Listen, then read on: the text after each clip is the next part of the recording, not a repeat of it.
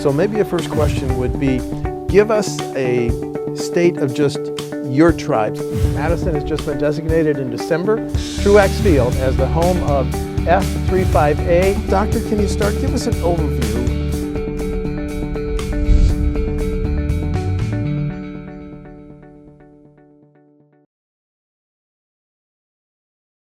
WisconsinEye is on the Humanities Building in the UW-Madison campus, doing an exit interview with UW-Madison Marching Band Director Mike Leckrone, who's retiring next year after 50 years. Mr. Leckrone, thank you for talking to us. I really appreciate it. Well, it's my pleasure. And call me Mike. Mike, thank you. Thank you. Before we talk about 1969 when you came, give me the short history of marching bands, because when I looked it up, it started out as a bands commissioning people off to war, right? Right, well, yes. Almost all marching bands started as, particularly in the Big Ten, they all started as, I guess you'd say, National Guard or Yes. part of the military, Right. and on campus. And they were all male to begin with, and they were designed to set up the military action. And gradually that I guess emphasis changed to being just for the military. Football got in there and got involved in there, and all sorts of extraneous. The band started doing concerts even before that. So it was, and that was the influence of probably John Philip Sousa on the entire country. And of course, John Philip Sousa was a colonel in the Marine Corps. So it all goes back to the military one way or another. So when did it make the transition from sending ROTC students and soldiers off to war to football games?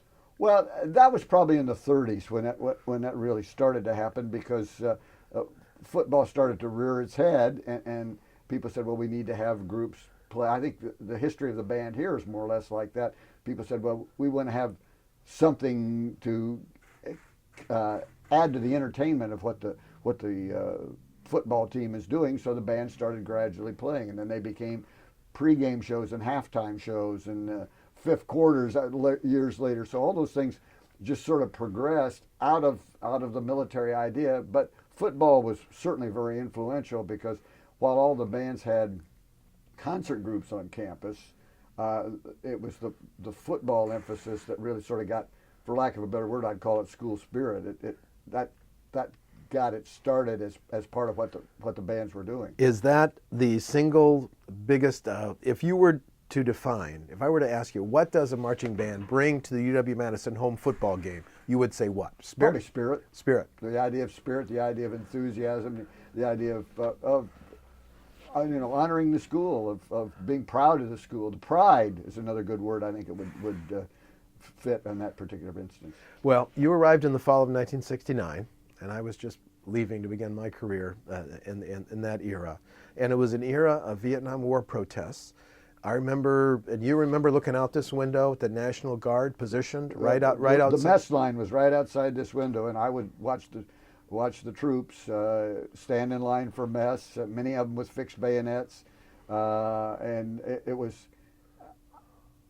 I was ready to say it was frightening, but I don't think most of us understood the real impact that was going on at that time. There were so many things that happened at that time that made it seem like, well, it was surreal. Yes. It really wasn't a sense of reality in what was going on. And you and I got a taste of tear gas, unfortunately. I still remember what it smells like. Right.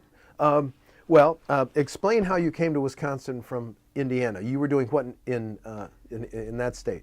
In Indiana, I came through as an undergraduate at Butler University. I was an undergraduate. Then I had an opportunity to be a graduate student, get a master's degree.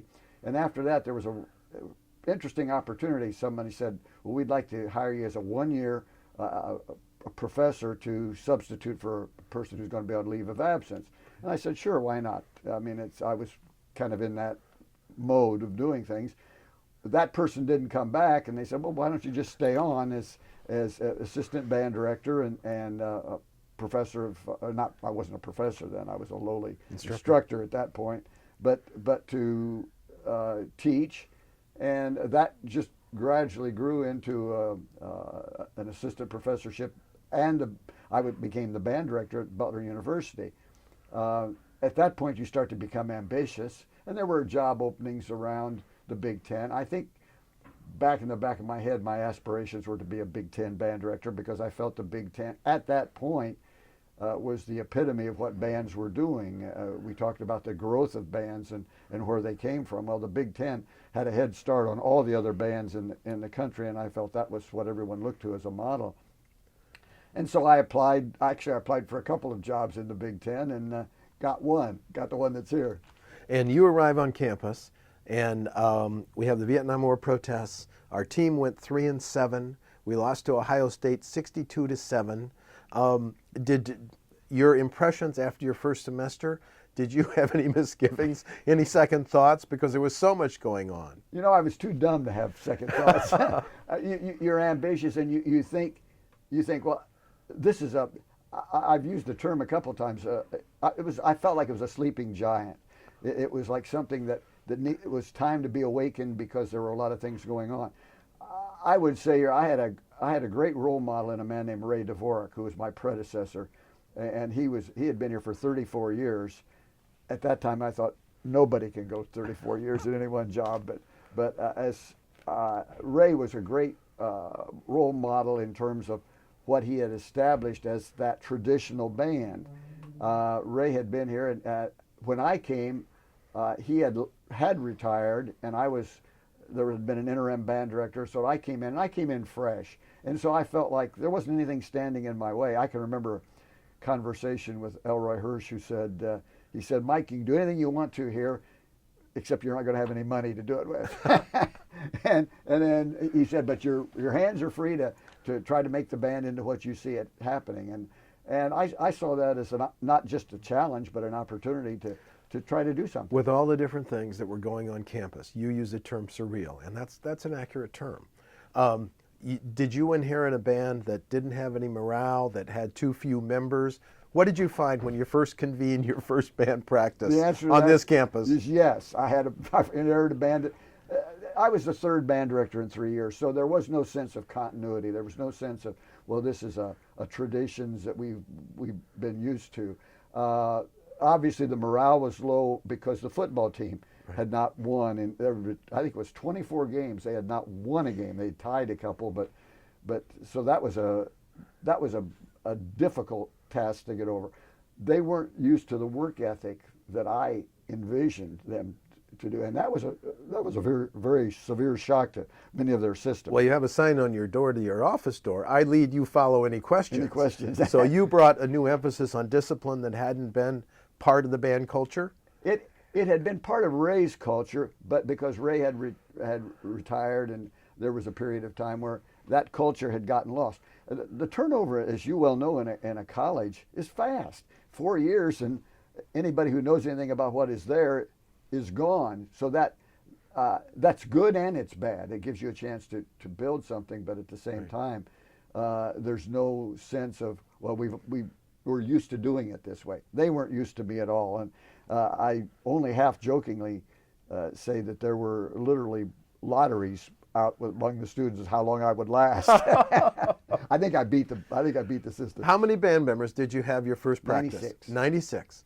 What vision did you cast in terms of, this is where I would like to take this band? Well, obviously my model, and I already stated, my model was what I saw the other bands in the Big Ten do. I saw that is where we want to be. That's who was the best Big Ten band at that time? Probably Ohio State. Ohio State. Probably Ohio State, Michigan State. They were all very good. Illinois had a great long tradition. I think those were the bands at that time that you tried to model yourself after because of what they had done previously. Well, my question is, what made them so great?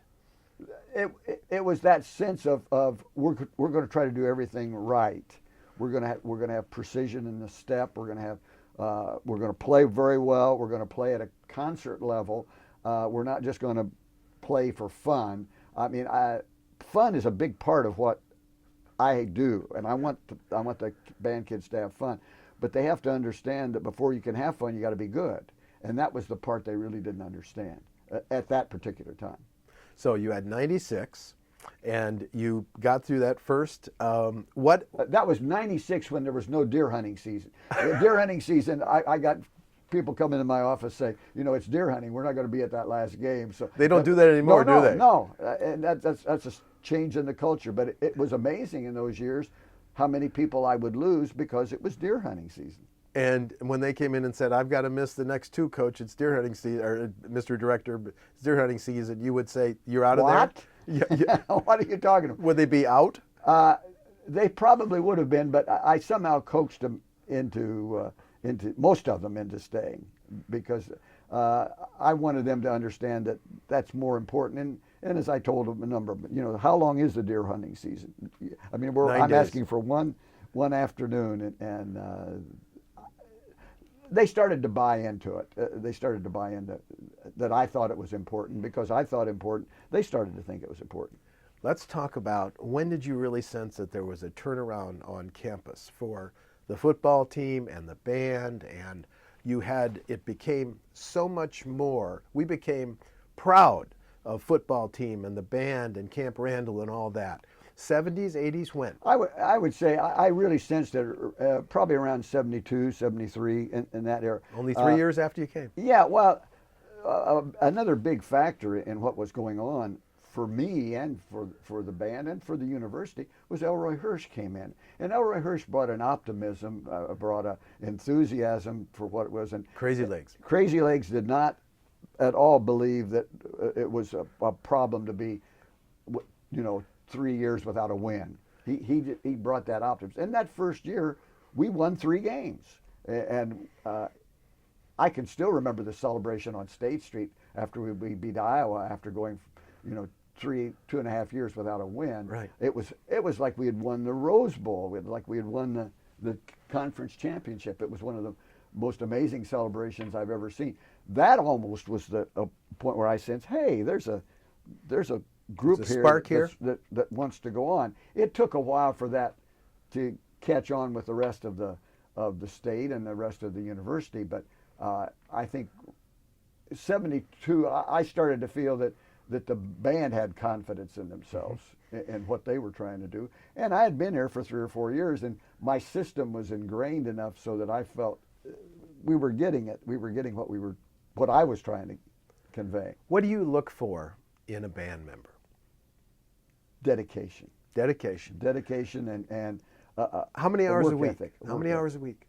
Well, it's surprisingly small in terms of what the Big Ten. We go for an hour and 45 minutes 4 days a week, and we have to get it done in that.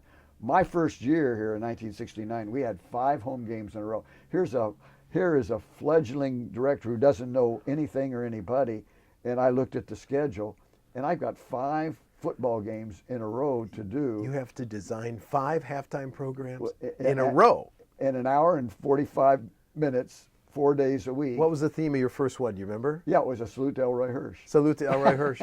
Yeah, because he had just arrived on campus. There was a lot of emphasis on he's going to change the culture, it's going to change what's going on.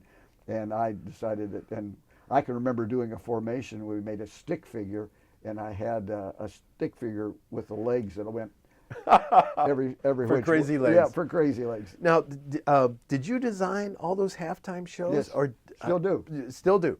Okay. It's fun. How many hours does it take? Well, that depends on how complicated. Sometimes it's like anything that you do. You find you get stuck sometimes. I don't know how to get out of this problem, and sometimes you just stare at the paper it seems like for hours. But I would say it takes about 12 hours to get everything on paper till you can then start to hand it to the students and then start the rehearsal. So dedication is the number one quality that you look for in a band in a band member. And a work ethic. They have to have that work ethic, which is a part of dedication. Well, what about their musicality? How good do they have to be on their instrument? Some of them aren't very good at all. Well, that's changed too. I mean, there were literally people in that first band that I would say maybe don't play on this tune because they didn't have the background. They did have the enthusiasm and they had that energy, but they at that point did not have the skills. I've seen that change over the years, thankfully for the better. But I had no selective process for that first band. It was if you know how to blow into one end, you were in. And that's the way I approached it. I wanted people who wanted to be in the band for the sake of being in the band and brought that enthusiasm. So I sort of overlooked a lot of the musicality portion of what they were trying to And do. at times you would say, maybe you shouldn't play on this part. Yeah, don't play, don't play. You don't do that anymore. No. You know, they're strong. How many members of the band currently? Right now we march on a field at any given time 240. And how many apply every fall to be chosen? We have probably in the neighborhood of 400, 430 people will make that initial application. Talk about the audition process. How many times do they? What do they have to show to make the band? First of all, you say you have to reapply every year. Yes. Because you don't want anybody to rest on their laurels, right? That's right. That's correct. Okay. So what do they do to audition every year? Well, they have to demonstrate. I usually ask them to play something, and some of them will say, "Well, I haven't anything prepared." I say, "Oh, you know something. If you don't know anything other than On Wisconsin or you know, just a common folk song, Swanee River, you know something." And sometimes that gives you a better indication of the way they play, because they're sitting there and they're playing something. You tell what kind of a tone they've got. You can tell how they ease they are. Do you make them march while they're playing? Not at that particular juncture. Okay. Basically, I'm interested in can they play, because if they can play, I think I can teach the marching and playing eventually. Sometimes it takes longer than you want it to, but I can usually teach it. There's always a sight reading aspect of it. I want them to be able to put something in front of them and say, because part of what we do has to happen fast. As I said, we had to learn 5 shows in 5 weeks, and so five home games. Yeah, and it just doesn't. I mean, it just doesn't make sense if they can't have some sight reading ability. And then at that point, part of the interview, part of the audition process, is just trying to find out if they do have that work ethic, if they do have that desire to be in the band, see what their motivation is. I've heard some kids say, "Well, I think it would be fun to go to the parties." Yeah. Well, that's okay, but were you willing to work so that you can go to the parties? And you try to find that out. Well, do you consider them, your band members, another type of student athlete because of the physical demands of being in the band? Oh, very, very definitely. Have you ever estimated how many steps they take or how many miles they walk? No, that's kind of scary. But in the Rose Bowl parade itself, you march for 2.5 hours and you go over 6 miles in the Rose Bowl parade itself. Now, in preparation for that particular occasion, we practiced probably 2 weeks, about as hard as we could, just to get the band conditioned to do that, because I knew that was going to be a grind for them.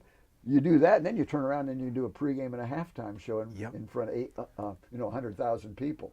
So those are the demands, and that's part of what the culture I brought. When I started saying, okay, we're going to start today's rehearsal, this was the first day, we're going to start today's rehearsal with 70 jumping jacks, and I got this look of, what, maybe 10, but 70, and part of our regular regimen is that conditioning aspect of it, which I've had some athletes that I've known pretty well, and they sort of roll their eyes, and some of the kids in the band have played high school athletics, and I get quite regularly, what we did to prepare for the band is a lot of times harder than what we had to prepare for to play high school football or high school basketball or whatever they might have done. There was an incredible transition. The football team got better, big money came in, and talk about the band's first trip to the Rose Bowl. Was that just like you were in heaven? I was. When we went to the Rose Bowl in 1993-94, I'd been here 25 years. I thought, I'm never going to see the Rose Bowl. I mean, I've been here 25 years, and at that point, people were saying, well, how much longer are you going to do it? That was, 25 years ago. You doubled that tenure. I had not. I don't say I had given up, but I had felt that I don't have to do it to fulfill myself in terms of what the band has done and what I want to do with the band. I felt that I could be at ease and never gone to the Rose Bowl. But when it happened, and it happened out of nowhere, the band or the team suddenly blossomed. I'm sure Coach Alvarez would say it wasn't that sudden, but it felt like it to many of us, and I think to the fans. Yeah. Suddenly we were there, and what we did in that week just prior to the Rose Bowl was so active. I mean, we played at every possible venue you could think of in Southern California. I mean, there wasn't a thing we missed, and the reaction to the crowd, that was the thing that really impressed me, was the way the people of Wisconsin rallied around this event, because everywhere you went in 1993, 94, you saw somebody with a Rose Bowl shirt on or something that was reminiscent of the Rose Bowl, and everybody was on board. When we came, we won the Rose Bowl in Japan. I don't know if anyone remembers that. I remember that. We remember we won a game in Japan, and the band, a portion of the band was there. And when we drove back from Chicago, there were people. I mean, it was like almost all the way from the state line to here. There were people on the streets and on the roads waving, honking their horns. It was like nothing I remember really ever experienced before, or since, or I don't know that you could. Now, you've been to how many Rose Bowls? 6. 6. Wow, that's amazing. Yeah, it is, and they're all different. They're all fun, and it's an amazing experience. It remains an amazing experience, but there's nothing like that first one. Did as the team got better and the school got more money and there was a Big Ten conference formed, did the band get more resources as its profile rose and you became so well known? The answer to that is yes and no. We got more resources because we worked hard with some people who were willing to help us. I don't think it was something that came as easily from, say, the athletic department. Are you funded through the athletic department, the band? Partially. Partially. We have a stipend that we're given, which is nice to have. But so far as being able to fund a trip or to be able to fund that, that was another thing that Elroy Hirsch said. You can do anything you want, but I don't have any money. Okay. Try to find it. So that was, again, a challenge that we had some great donors who ultimately established a band, a University of Wisconsin marching band fund, a foundation type fund, which then gave us the resources to work off the interest, so there was enough of a basic fund that we could start to do some of these things. But it was kind of fun in a lot of ways. I don't know if I should say that, but it was kind of fun to say you find ways to do it, and it helped me get to know a lot of people around the state in terms of what their interest was and to define their interest. The nuts and bolts of the band, does every band member have to buy his or her own instrument? No? No, and that's one of the great things that the foundation Is it provided? Yes. It is, thank you. Excuse me. And that's for a lot of reasons. First of all, it gives us a uniformity of look. Yeah. It also gives us a uniformity of sound. Some of those instruments that people brought in 1969, I mean, it's like, where'd you get that horn? Well, my grandfather had it in the attic, and I didn't want to bring my good horn outside, so that helped a great deal. And every one of those uniforms cost how much? Probably about $350. And that's provided by the That's right. foundation, Yeah. by the band foundation. Yeah. Okay. You just presided over your last halftime at Camp Randall. How did you do emotionally with that? I didn't handle it very well, and I guess I didn't expect to, so I may have prepared myself. No, I had constant reminders that it was the last one. Not only the fact that as I looked around, and one of the things I tell the students all the time is they have to constantly be aware of those moments that are going to happen in their life, and not just gloss over them and say, we call them moments of happiness, that everybody has to experience it, and not just experience it, but put it in their head so that it's there and they can call it back when they need to. And there were so many of those moments that as I looked around, and when I walked up that tunnel and I knew it was going to be the last time, there were all day long there were those moments that I had to reflect on, and somebody would come up to me and say, I was in the band, 30, 40 years ago, and start talking about some of the things that were meaningful to them. And that's where it gets the most emotional, when you realize that some of the things that I may have looked at as just business as usual, they was very significant to their lives. And that's humbling, but it's also very gratifying. You started some traditions. Talk to me about the importance of the fifth quarter.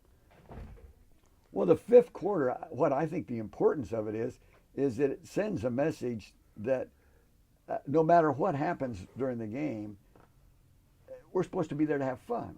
The bottom line is, and the whole essence of the fifth quarter is that at the end of the game, win or lose, you put that behind you and you say, hey, this is Wisconsin. We're supposed to be having fun here. Okay. So don't lose sight of that with whatever disappointment you might have had. And it's a chance to celebrate. It's a chance to let your hair down a little bit. I tell the students that, it's your moment to just let off steam. We have certain, I guess you'd say, rules and regulations that you're supposed to follow so that we still try to sound pretty good and we still try to have, but it's their moment. And I think when they work as hard as they do to be in the band and give the sacrifices that they have to give to be in the band, I think it's terrific for them to have that moment where they can throw caution to the wind and just have a good time. What about the tradition of jump around? Did the band start that? No, that was something they started. It like a lot of things, I think it was just an accident. One of the things, they happened to be playing up in the booth, and once we got the new sound, or in the state-of-the-art sound system everybody wanted to use, and they just played it in the booth, and people just automatically started jumping around.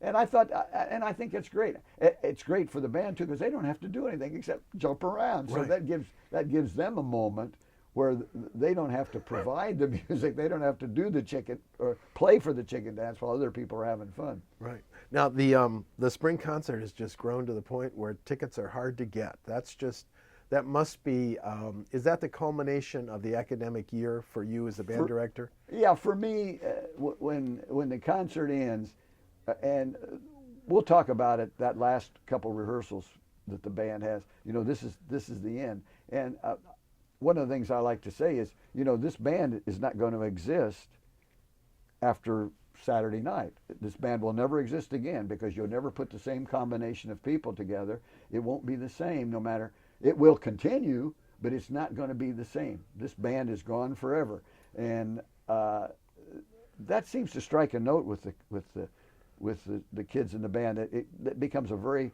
sentimental moment for them. And as you say, it's what we try to do is make it as big a splash as we can in terms of entertaining the people, because that's what our job is. Our job is to entertain. And when people come to you and say, okay, we want you to descend on a motorcycle, do you say sure, or do you say okay? I mean, why not? How are you going to outdo some of your grand entrances from the past? That's the problem, and that's the problem we're trying to deal with right now. Did you ever feel unsafe descending on a motorcycle? That part I never felt. Okay. The people that work with me, although there were some times I did some very foolish things. You want to name one? Yeah, I will. One time we're in the field house, and they erected a fire pole in the field house coming off of the third balcony in the field house. And my instructions were to get on the fire pole and slide down to a place where I could come on the stage. What they neglected to tell me is that the fire pole, we had to put it far enough away so you can't just reach out and grab the fire pole. You got to jump out, grab a hold of it, and slide down the fire pole. And I wouldn't do that today. I wouldn't have done it 15 years ago. Did you burn your hands on that fire pole? No, they gave me, they said, here's a pair of gloves. What they didn't tell me about the gloves were slick. Because but those are things that you just kind of say, oh, this sounds like fun. This sounds like a neat stunt. It'll attract the attention. But it's something you wouldn't do today. I wouldn't do it today. No. But when you went from the field house to the Kohl Center, that opened up a whole different ability for the band to showcase, right? Right. Now you can come in on a motorcycle or whatever. Now we have the mechanics and we have the production potential to do a lot of things. I mean, they've got wiring that goes the length and breadth of the field house. We can go. The only thing we're limited to now is how much it's going to cost, right. And so that becomes very real. But at the same time, it taxes the creativity of all of us to say, well, we need to find something to do that. That first concert we ever had in 1974, I walked out of in those days it was Mills Hall. I walked out of Mills Hall and I had 3 or 4 people say, "What are you going to do next year?" I mean, and we had just barely figured out how to do this year, but that's been the attitude, I think, of the audience. And you put your finger on it. It's like, what will happen next? Right. And I have to. So you don't have a grand entrance figured out for. Not well. We've got some ideas, but okay. Right now and you're thinking I'm being very coy, not divulging them. No, I don't know exactly what they're going to be. I understand. Students, though, are still students, yeah. And they can make some wrong decisions. How often did your band members disappoint you? I remember once you forbid them to play. Yeah, that may be the most significant time. They're kids. They make wrong decisions at different times. I think that was the most serious one. In retrospect, that particular instance, it was involved with some of the band members being involved in hazing.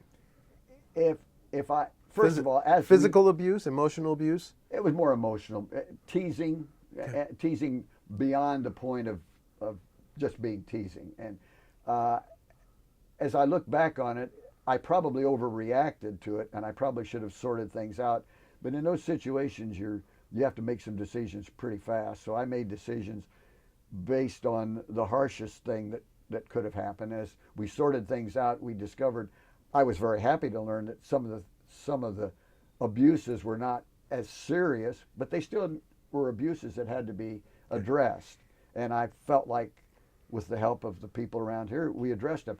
More help from the students than anybody. When the students saw, this casts us in a bad light, they were some of the most active in trying to correct some of the things that we discovered. And so in a way it was a disappointment, but another point was a turning point where the kids started saying, we're just not the Wisconsin band sort of isolated.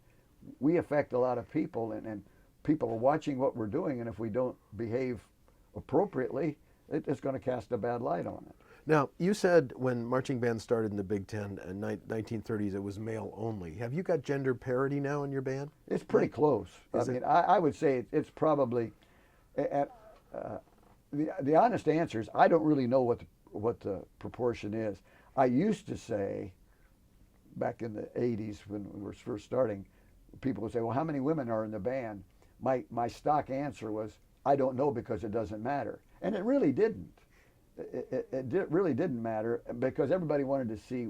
We added the first women in 1974. We added 2 women, and they were the absolutely correct first 2 to be in the band. Not because I handpicked them, it's just that these were 2 women who wanted to be in the band just because they wanted to be in the band. They had no political reasons other than they just wanted to be band members.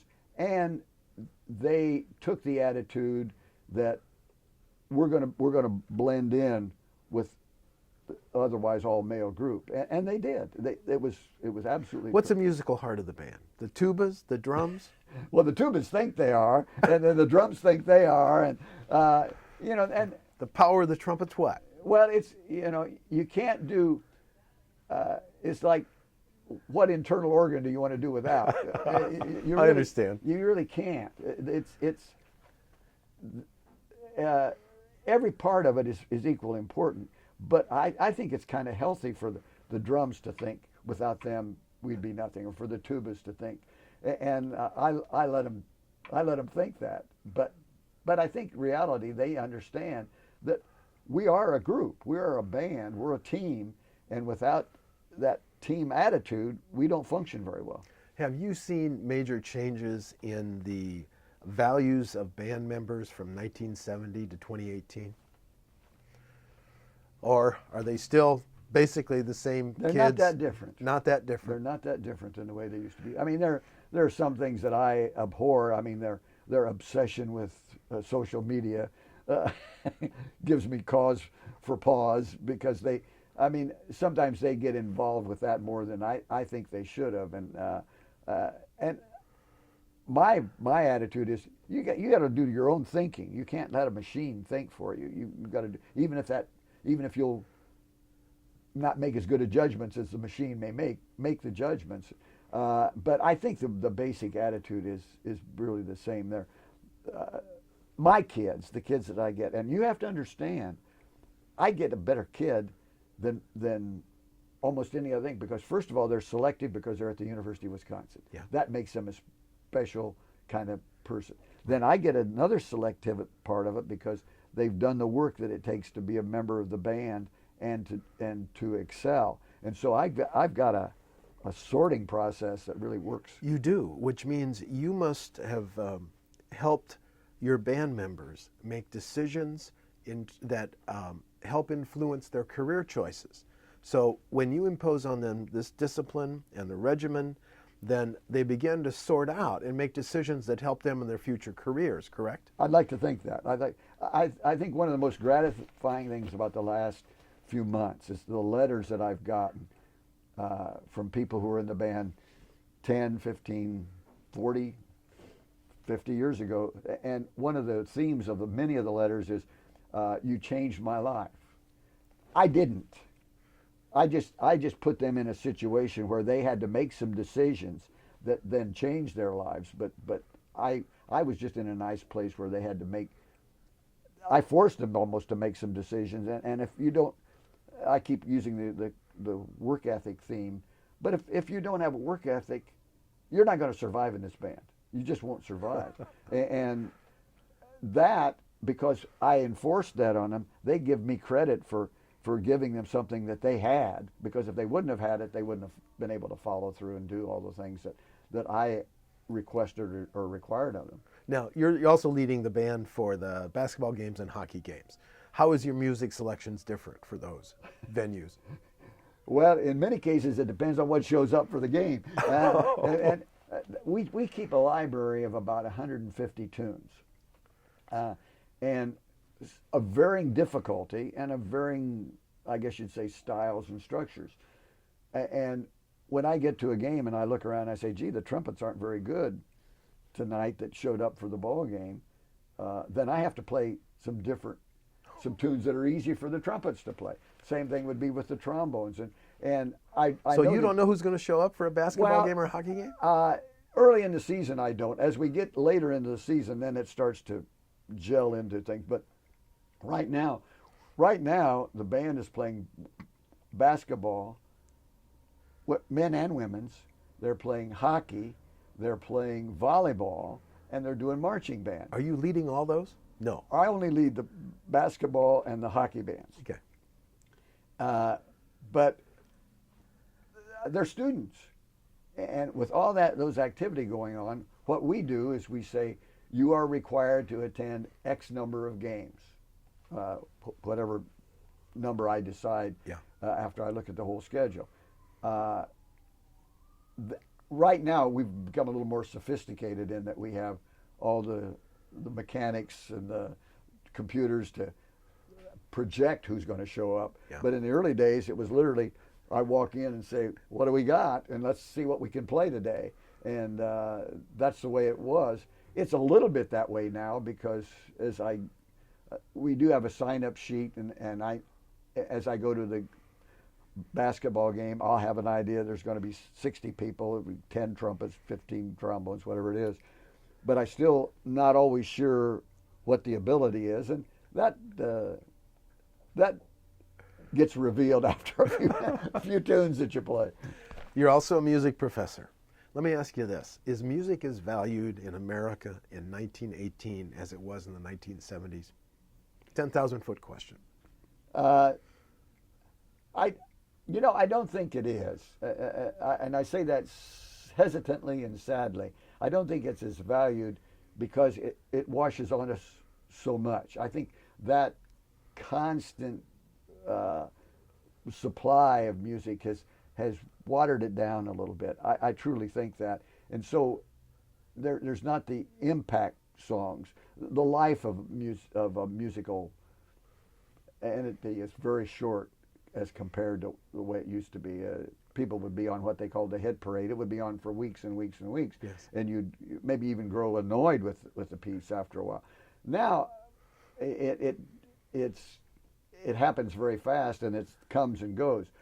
I think one of the good things, however, about that is, and this is true in any kind of music, quality will last, and the things that are good will emerge. It'll come out of the whole situation and emerge as a quality piece. And your reaction to hip hop as music?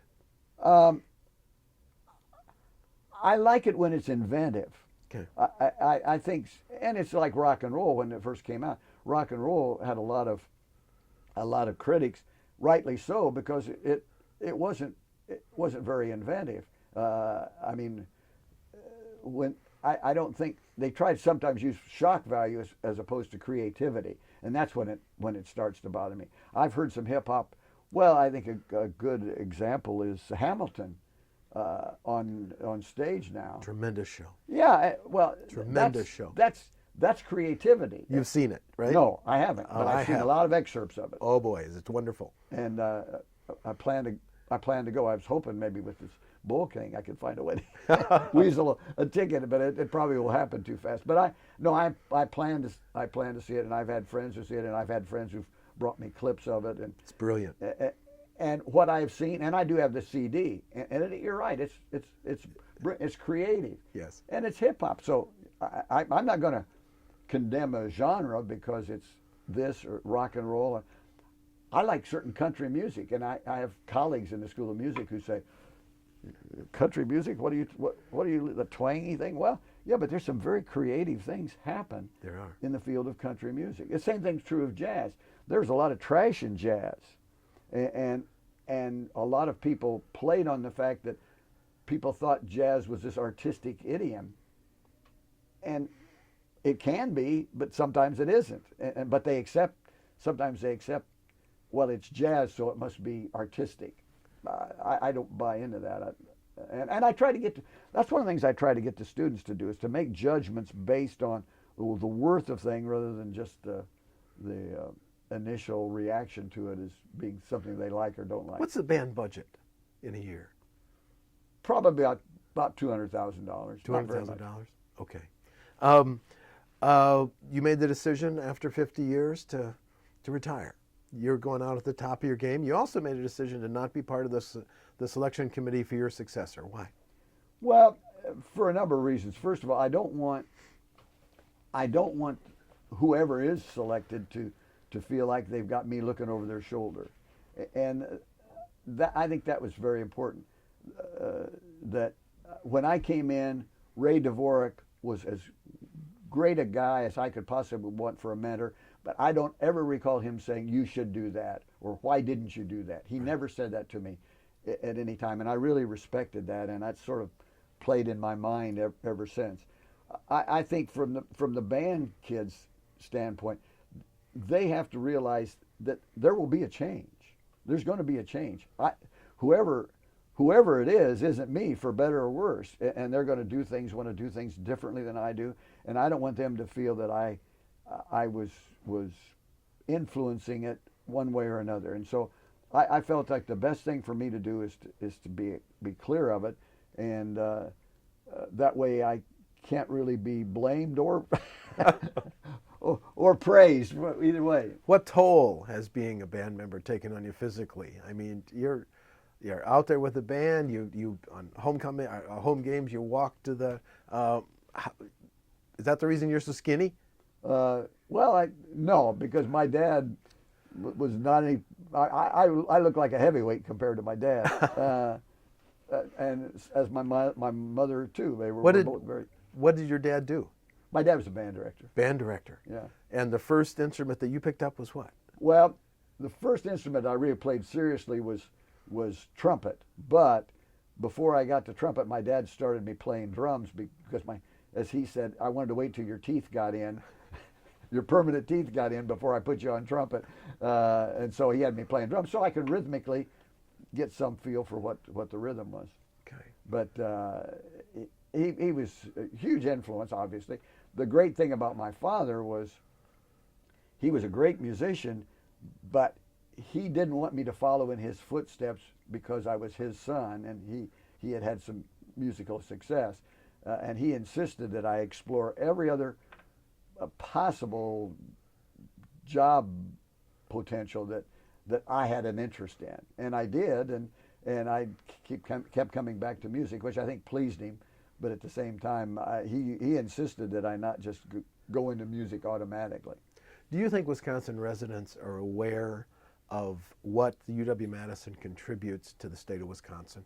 Because, and the context is, state aid is less than it was 20 and 30 years ago, and there's a debate over how to fund some future programs. Are Wisconsinites aware of UW-Madison and what it brings to the state? I honestly don't think they look around as much as they should. Look around it, and I'm not talking about the band. Obviously, I would like to think that the band supplies something to the university and the state. But by the same token, I think as one of our former coaches used to say, we're the toy department. We're the toy department at the university. We're the fun part of the university, and that's what people can see us as. I mean, I think we're serious in a lot of other ways, but the whole university may function because the athletics is good and the band is good, and those things are all really big parts of what happens throughout the university. And they don't see what's going on in the physics department. And they don't see what's maybe happening in the astronomy department that affect more people than I think the average Wisconsinite realizes. And I think that's human nature. I don't think it's necessarily a big rap on them, but I do think that that's one of the problems that I would think when people go to funding from a state standpoint that they encounter all the time, they don't really realize. And then I think sometimes we shoot ourselves in the foot by doing things that using funding maybe for not the best. But who's to say? I mean, I'm sure there are people who say, "What? You get that much money for the band? What do they do?" So it's really a hard road to follow. You're so vigorous, so engaged. I know you've been asked this many, many times. What are you going to do in retirement? And the honest answer is, I haven't the slightest idea.